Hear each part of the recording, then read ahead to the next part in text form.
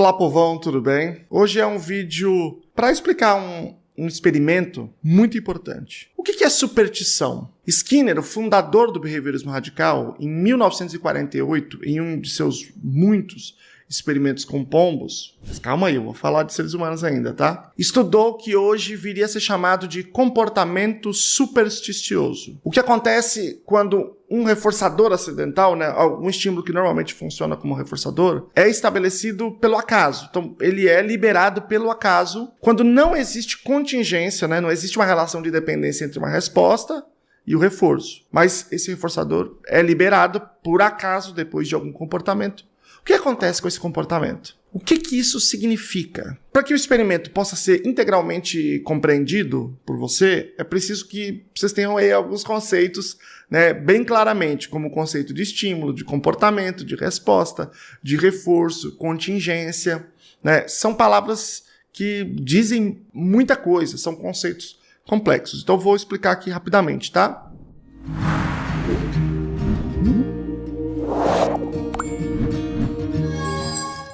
A análise do comportamento define estímulo como uma mudança energética que afeta o organismo através das suas células receptoras. Então, qualquer coisa que me modifica, né, chega até mim, né, qualquer estímulo energético nas minhas células receptoras, né, no meu equipamento sensorial, é um estímulo. Comportamento é a porção da interação do organismo com o seu ambiente que envolve a movimentação de algum aspecto do organismo, né? Ele é a interação entre o que o organismo faz e o ambiente em que o organismo está. Você já deve ter ouvido falar aí nesse conceito. De uma forma geral, o comportamento ele pode ser dividido em duas classes, dois tipos de comportamento, para ser melhor. Comportamento operante e comportamento respondente. O comportamento operante é aquele comportamento que é selecionado, reparado e trazido sob controle dos estímulos como uma função de suas consequências. Ou seja, o comportamento operante está relacionado com a sua consequência, com aquilo que vem depois dele, principalmente, né? Enquanto o comportamento respondente é o comportamento que é eliciado por um estímulo antecedente. Então, você tem um estímulo antecedente que é recebido pelo organismo, e o organismo, então, se comporta e tem um comportamento respondente. O estímulo antecedente, ele elicia o comportamento respondente. No caso do comportamento operante, não. Diante do antecedente, o organismo emite o comportamento operante, né? Precisa de uma ação mais ativa aí do organismo.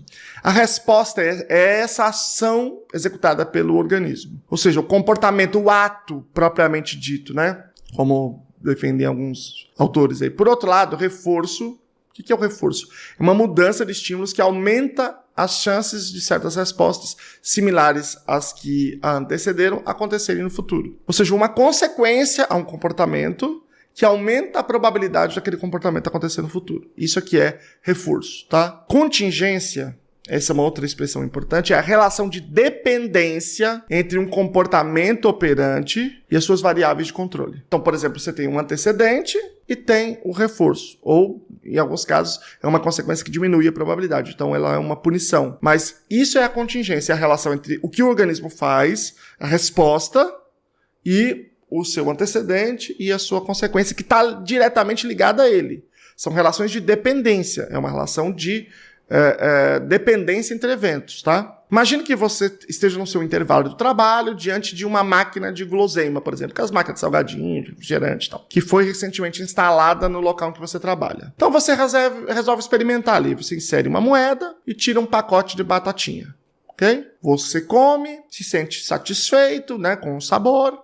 Eventualmente também você está comendo quando você está com fome, não é só por gula, como eu faço. Então você também afasta um estímulo aversivo que é aquele que a gente sente quando a gente está privado de comida. Nesse caso, um estímulo, a máquina de vendas, né, um estímulo antecedente, que eu estou vendo a máquina de venda, eventualmente tem alguma coisa escrita, ele evoca uma resposta minha. Eu vou lá, beleza, vou emitir esse comportamento aqui, que é inserir a moeda e comprar o salgadinho, né? Com a moeda você compra mais nada, né? Então for um salgadinho mesmo, o pacote tá difícil. Que ela foi reforçada, e esse comportamento nessa descrição foi reforçado porque aquela experiência foi uma experiência agradável, foi gostoso, eu senti como uma coisa gostosa, eu também consegui afastar um estímulo aversivo, que era a fome. E essas consequências, por exemplo, aumentam a probabilidade de que você compre novamente. Você volta lá e compra o salgadinho em algum outro momento ou alguma outra coisa. Existe aqui uma relação contingencial entre a resposta e o reforçador. Uma vez que retirar a batatinha e comer a batatinha depende de colocar a moeda. Se trata, nesse caso, de um comportamento operante, que é um comportamento que foi controlado pelas suas consequências. Comer a batatinha e aí sentir o gosto e afastar a fome. E não pelos antecedentes. Os antecedentes têm um papel nesse controle também, mas o fundamental são as consequências. É a função do comportamento. Veja, se eu não colocasse ali aquela moeda, não sairia batatinha nenhuma. Então existe uma relação de dependência entre eventos. Eu preciso colocar a moeda para sair a batatinha. É uma relação se eu coloco o dinheiro, então sai a batatinha. Se eu não coloco, não sai a batatinha. Essa é uma relação de dependência entre eventos, tá? Agora, que você sabe, né, disso tudo, a gente volta para aqui pro experimento que a gente quer apresentar para vocês, tá? Bom, Skinner, ele fez o seguinte, ele colocou pombos em caixas experimentais. Essas caixas a gente chama de caixa de Skinner, né? Mas são câmaras de condicionamento operante, como ele chamava, tá? Esses pombos estavam em estado de privação alimentar, ou seja, eles estavam privados, estavam sem comida já há um tempo. E a cada 15 segundos, ele já programou a caixa lá, para cada 15 segundos caía um alimentozinho. É uma bolinha assim de comida por um comedouro. O alimento era disponibilizado independentemente do que o pombo estivesse fazendo. Então é 15 segundos. Não importa o que o pombo está fazendo. Cada 15 segundos vai descer uma comidinha ali, certo? Esse é o experimento. A pergunta é, o que aconteceria com o comportamento dos pombos quando ele fizesse isso? O pombo poderia, por exemplo, estar bicando a parede da câmara, né, da caixa. Pode ser? Ele podia estar batendo as asas. Beleza. Ele podia estar dando volta em torno de si mesmo. Beleza. Nesse sentido, o sistema de liberação da comida se dava em intervalo de tempo regular, sempre 15 segundos. Não importava o que o pombo estivesse fazendo, ok? O pombo inicialmente fazia coisas, os vários pombos, né, faziam coisas aleatórias. Eles andavam de um lado para o outro, eles bicavam a parede. Eles estavam emitindo comportamentos ali aleatórios, porque eles estavam privados de comida, então havia uma motivação ali para eles se comportarem. Então eles tentavam fazer o que fosse possível ali, então podia fazer qualquer coisa. No momento da liberação da comida, o comportamento dos pombos variava, né? Já que eles não faziam a mesma coisa. Um podia estar batendo as asas, o outro podia estar girando em torno de si, por exemplo. Mas aquele comportamento que aconteceu logo antes da comida ser liberada tendia a aparecer com mais frequência. Os outros comportamentos diminuíam de frequência, de probabilidade, porque eles não produziam nada. Esse que aconteceu exatamente antes da comida ser liberada também não produziu nada. Mas logo em seguida dele, a comida apareceu, como se ele tivesse produzido. Depois de algum tempo, foi possível a gente observar, né, o Skinner observar que alguns pombos exibiam alguns comportamentos mais frequentemente do que outros, principalmente ali mais próximos do fim do intervalo. Então, se era a cada 15 segundos que era liberada a comida, ali próximo, né? Ou seja, próximo do fim do intervalo que iniciava um novo intervalo e tinha a liberação de comida. Essas respostas, que eram identificadas como supersticiosas, elas aconteciam sugestivamente um pouco antes do alimento ser liberado. Os pombos se comportavam como se as respostas que eles tinham emitido tivessem uma influência categórica no recebimento do alimento. Como se houvesse uma contingência entre aquele comportamento, por exemplo, bicar o chão, ou a parede, ou abrir as asas, qualquer coisa assim, e o recebimento da comida. Após várias sessões, né, o pombo tendia a exibir apenas um único comportamento, de forma repetitiva, como se ele gerasse a abertura do comedouro. Esse é o comportamento supersticioso. Ele foi selecionado acidentalmente, porque, como eu já disse, o alimento era liberado a cada 15 segundos, não importa o que acontecia, o que ele estava fazendo, mas como ele acontecia logo depois de algum comportamento aleatório, e os vários pombos tinham comportamentos diferentes, então o pombo se comportava como se aquilo fosse o produtor da liberação. Ou seja, isso foi desenvolvido ao fruto do acaso, enquanto os outros comportamentos que o pombo fazia, né, nas sessões iniciais foram reduzidas a zero, porque é como se esses outros comportamentos não tivessem levado a nada e aquele que aleatoriamente foi seguido de comida, estivesse levando a comida. Esses comportamentos, todos que eu estou falando aqui, eles também estão presentes em seres humanos, corriqueiramente, né? Quando a gente fala de comportamento supersticioso, o início da pesquisa foi com pombos, mas também depois teve muita pesquisa com seres humanos, eu vou falar aqui um pouco para vocês. Mas no dia a dia, né, a gente pode pensar em exemplos da vida real, né? Vou dar um exemplo aqui na tradição popular. A gente sabe daquela velha simpatia de colocar a vassoura atrás da porta para afastar as visitas, né? Imagina que, por exemplo, que no primeiro momento uma pessoa decida ver se isso é mito ou é verdadeiro e coloque a vassoura atrás da porta para evitar a visita. Ela pode observar que a frequência das visitas diminui quando ocorrem, né, ocorrem por menos tempo. E aí ela pode concluir que colocar a vassoura atrás da porta afastou as visitas. Mas o fato de que as visitas tenham diminuído pode ter sido causado por muitos outros fatores, né? A gente não sabe. Primeiramente, se alguém faz algo para afastar as visitas, as chances de que essa pessoa não queira receber a visita, o que pode facilmente, né, ser expresso na linguagem não verbal, né, facial, a maneira de posicionar o corpo, né, no tonalidade, tudo isso, né, na conversa que você faz, na linguagem verbal também, potencialmente afastando a visita é muito grande. Além disso, é inevitável que a visita uma hora vai embora, né, e que pode ser acidentalmente interpretado, né, como consequência da vassoura na porta. Ou mesmo que não haja essa interpretação cognitiva, né, a ideia dessa interpretação. Como ele acontece logo depois de um certo comportamento acontecer, ele pode exercer essa função, por acaso, né, de fazer aumentar um comportamento supersticioso, né, de desenvolver esse comportamento supersticioso. Tem um exemplo famoso, né, que é a tal da cueca da seleção, né, ou do time. Imagina um rapaz ou uma moça que tenha usado uma cueca da sorte, ou uma cueca qualquer, né, no dia de algum jogo da Copa, e a seleção tenha ganhado, ou de outro campeonato importante, né, do seu time. O jogo da Copa é bom a gente nem falar, porque tá difícil, né? Provavelmente é um outro jogo aí, né?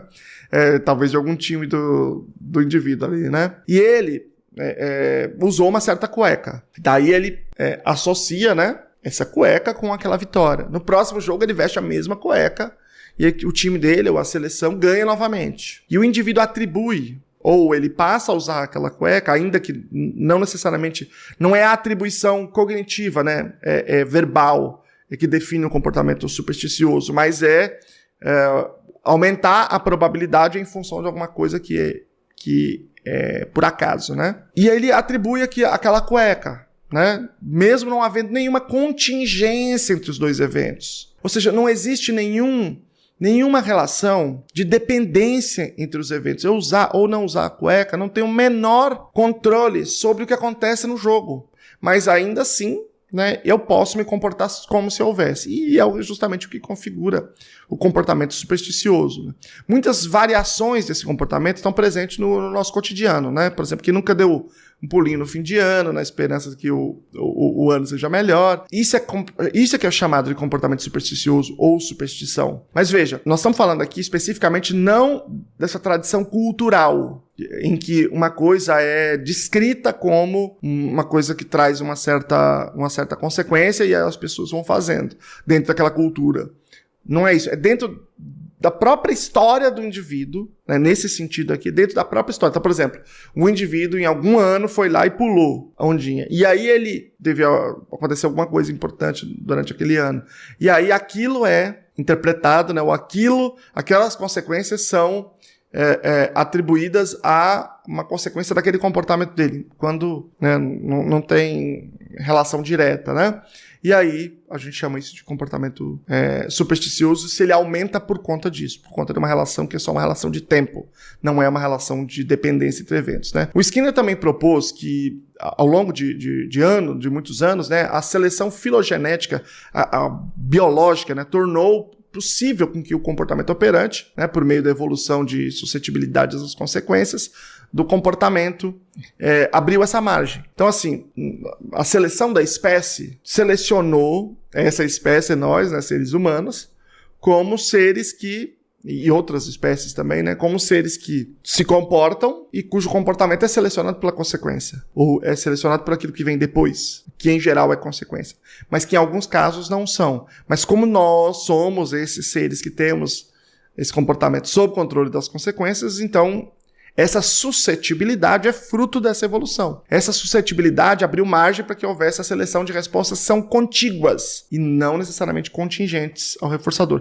Contíguas, isto é, que vem logo depois, que tem uma relação só de tempo, mas que não são relação de dependência entre eventos, né?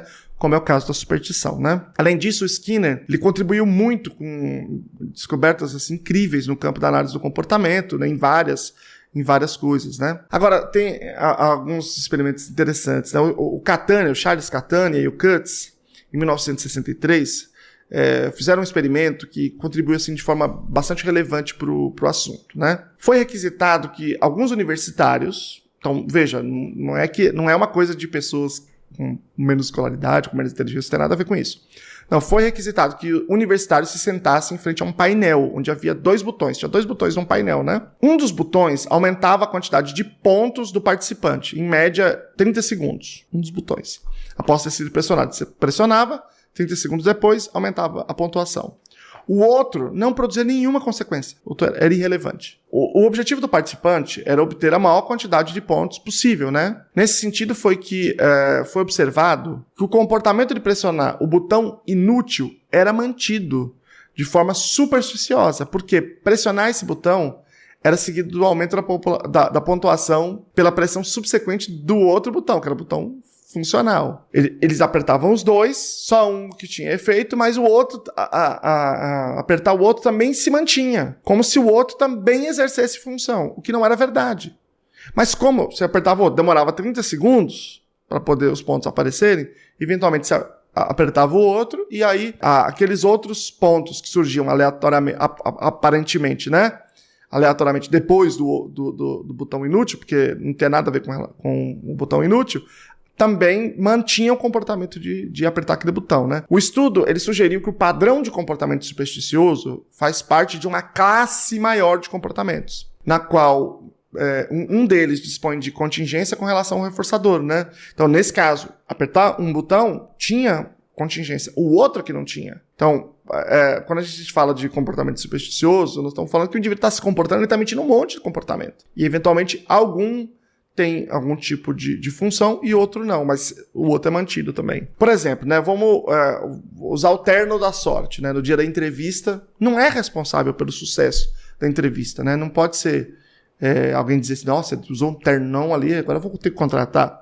Não, mas faz parte de uma classe de comportamentos, né, linguagem verbal, não verbal, uma postura adequada, né, se preparar para a entrevista, se vestir bem. Então é um conjunto de coisas que o indivíduo está fazendo e que inclui ali, eventualmente, usar um terno, né? Vou dar outro exemplo aqui, que é um experimento do Higgins, Morris e Johnson, da bola de gude, tá?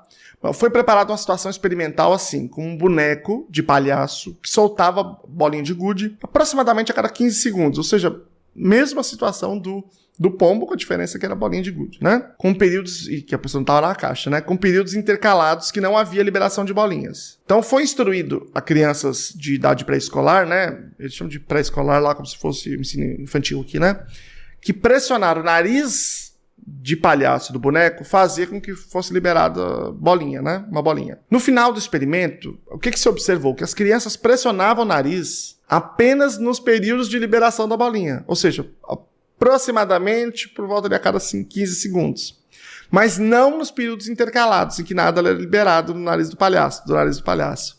O que sugere o quê? Que a instrução e a superstição acidental, né, estejam relacionadas. Porque se as crianças seguissem à risca as instruções, ela estaria pressionando o nariz do palhaço nos 2 períodos. Quando não está liberando e quando está liberando. Mas ela só pressionavam no final do experimento. Provavelmente no começo eles faziam lá, fazer um monte de pressão, um monte de vezes, né? Acontece que você pressionar fora do período em que a bolinha saía, ou seja, no meio entre os 15 segundos, não tinha consequência nenhuma. Logo esse comportamento entrou em extinção. Acabou, porque não tinha consequência.